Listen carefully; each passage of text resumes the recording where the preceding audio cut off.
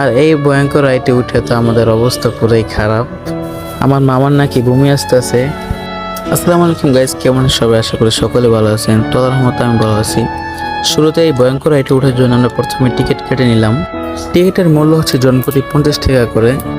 তারপর আমরা আমাদের ভয়ঙ্কর রাইডে কিছু চলে আসলাম আর আমাদের সিটে আমরা বসে পড়লাম। জীবনের প্রথম এই রাইডে উঠলাম, তো আমার তো অনেক ভয় লাগতেছে। আবার কি না কি হয় আবার আল্লাহ জানে।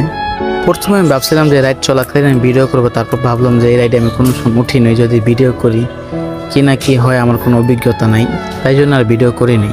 এদিকে বসে বসে আমরা জিকির করতেছিলাম, আল্লাহ জানে কি না কি হয়। এই রাইডে তো জীবনে উঠি নেই।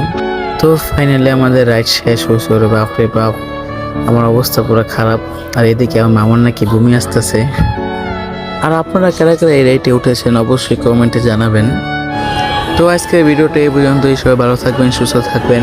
দেখা হবে অন্য কোনো ভিডিওতে। আল্লাহ হাফেজ।